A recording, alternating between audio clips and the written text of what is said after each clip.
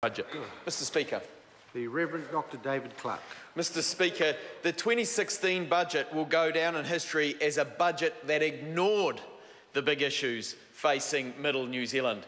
It is a budget that seeks only to manage decline.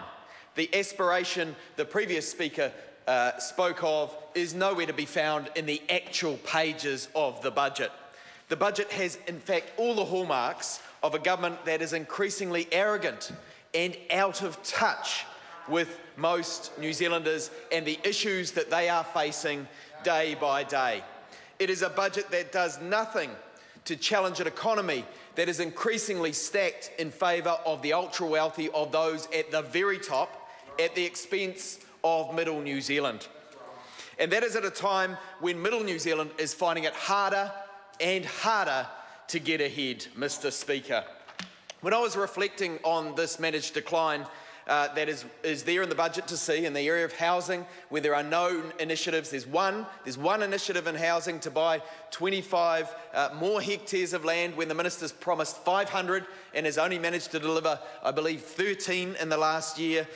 If that, Mr Speaker, when we have an education system and a budget that has put a cap on operational funding to make sure that parents in future will pay more for their kids' schooling, when we have a health contribution in the budget that does not keep up with the prices in health inflation and demographic change, we see a budget, Mr Speaker, that is not there for middle New Zealand. It is a budget that is failing to deliver for most New Zealanders. Mr Speaker, the reasons that I oppose this budget are the same reasons I found when I was reflecting on why I was so opposed to it, that I stood to become a Labour Member of Parliament. This budget does nothing, absolutely nothing, to address the growing inequalities in New Zealand. It does nothing to provide the building blocks of opportunity that would make the Kiwi dream possible once again. Mr Speaker, in 2010, before I was in this Parliament, I wrote a blog called Killing the Kiwi Dream, Killing the New Zealand Dream, in fact it was called, and the things that I found in that when I went back to look at it anew were the same reasons that I find in this budget that the government does not stack up. They're not about quality healthcare that's available for all New Zealanders. They are not about rewarding and supporting dedicated teachers and an education system that delivers quality results. We've seen education results slip under this government as they fail to invest in the future of this country. We have seen the values that underpin New Zealand's sense of identity, that sense of fairness, being undermined by the kinds of changes this government has made, where they've given tax cuts in the past where 40% of the value goes to the very top earners and those in the middle and the bottom get left to pick up the scraps, Mr Speaker. Our pride and our identity as New Zealanders, I would say to this House, is tied up with our sense of fairness. That is the Kiwi dream, and it is under threat in this very budget once more. Mr Speaker, the reasons that I oppose this budget are the reasons that I wanted to become a Labour MP, because I want to see us do something about those growing inequalities. I want to see the Kiwi dream become real once more. I am unhappy, extremely unhappy, that we have the lowest home ownership rate in New Zealand since 1951 right now, and in this budget, as I said, there is nothing that is going to change that.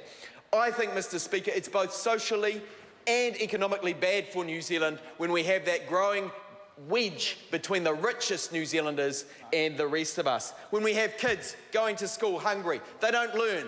They're much more likely to end up in the justice system. They are much more likely to be living in cold, damp homes where they get preventable diseases, Mr Speaker, that we all pay for through the health system and our taxes. Mr Speaker, they're much more likely to go on to train to become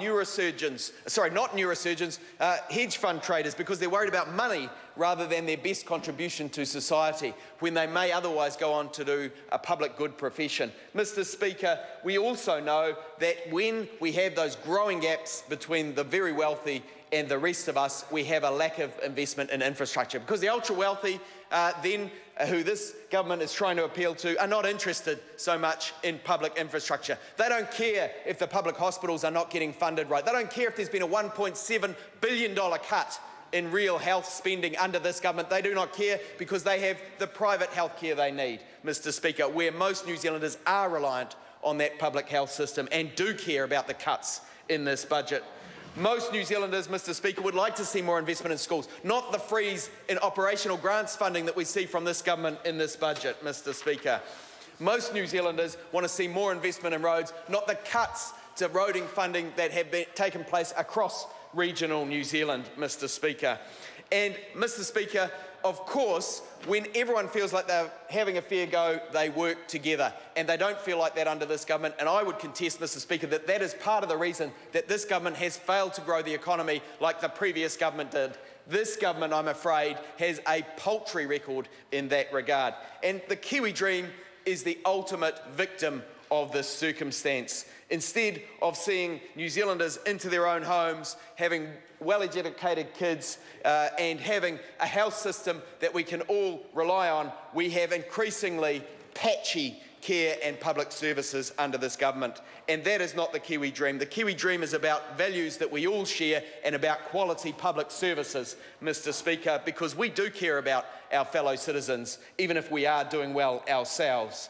Mr Speaker, this government seems to be against Middle New Zealand. It's become apparent that the MB payroll disaster, the government agency responsible for oversight of payroll, has itself been in breach of the law for years. For years, Mr Speaker. We don't yet know how much they owe in back pay to their own working people in MB, but we do know that there are estimates now available that say this government's neglect of payroll services, of the oversight of payroll services, means that up to $2 billion in their own estimate is owed in back pay to Middle New Zealand. But they're doing nothing about it. They are doing nothing about it. They confess in the MB papers that are now on public display that up to 800,000 working New Zealanders may be out of pocket for the last 6 years. Up to 800,000 New Zealanders may be out of pocket, and probably from somewhere between $250 to $500 a year. They can claim back 6 years. This government, if it had a sense of fairness, if it was concerned about Middle New Zealand, would be putting forward a solution to that issue where ordinary New Zealanders could claim the pay that they're legally entitled to. But this government is so embarrassed by its failure, which it's tried to sweep under the carpet, and it's so embarrassed that it's let employers down because it's failed to give the correct guidance and now sees employers with a liability, that it will not even face the issue, Mr Speaker. But that is another example of the way in which this government is not on the side of Middle New Zealand. And Mr Speaker, when there have been small incremental gains in economic situation of this country, the proportion that is going to working people has dropped.